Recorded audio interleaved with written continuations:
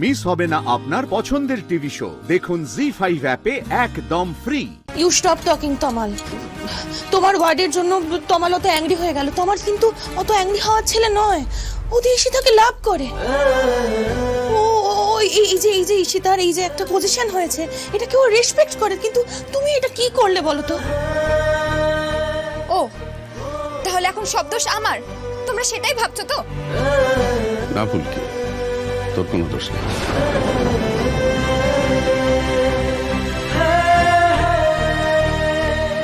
তোমরা অযথা ফুলকিকে কেউ দোষারোপ করো না প্লিজ। ফুলকি তমালকে নিজের দাদার মতো ভালোবাসে। একজন বোন তার দাদার হয়ে রুখে দাঁড়াবে, এটাই তো স্বাভাবিক। আর শালিনী, তুমি একটা কথা ঈশিতাকে পরিষ্কার বলে দিও, এরকম এক কথায় বাড়ি ফিরবো না, এটা কিন্তু বলা চলে না।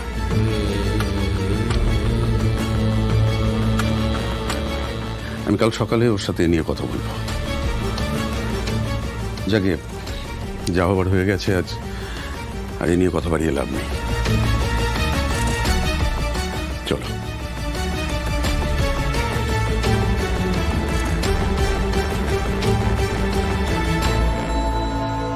নিজের রেসপেক্টটা না লড়াই করে আদায় করতে জানতে হয়, নাহলে এমন সিচুয়েশন আরো অনেকবার আসবে।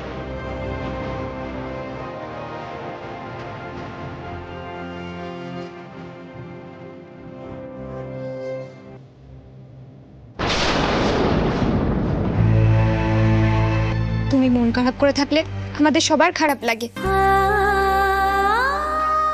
পিয়াল দাদা, ধানু দিদি, কোথায় তোমরা?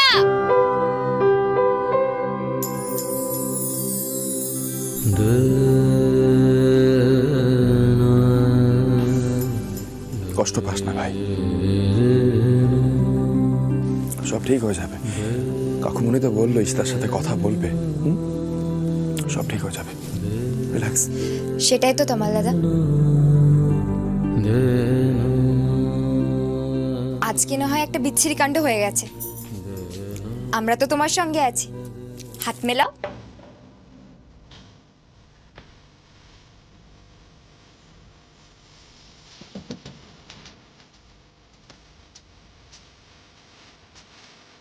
জয় মা কালী।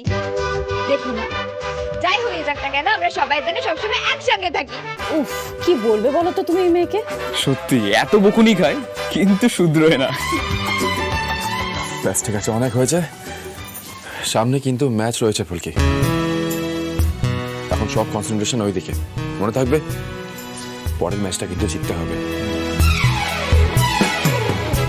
পরের ম্যাচে জিতবে কে? ফুলকি দাস আবার কে? পরের ম্যাচে জিতবে কে? ফুলকি দাস আবার কে? পরের ম্যাচে জিতবে কে?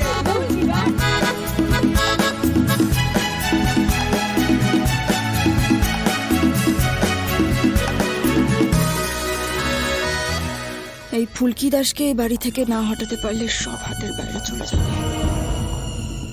সকলকে এমন ভাবে এক করে রাখে যে রোহিতের বিশ্বাস বেরিয়ে যাচ্ছে। জি5 ডাউনলোড করুন আর সব এপিসোড দেখুন একদম ফ্রি।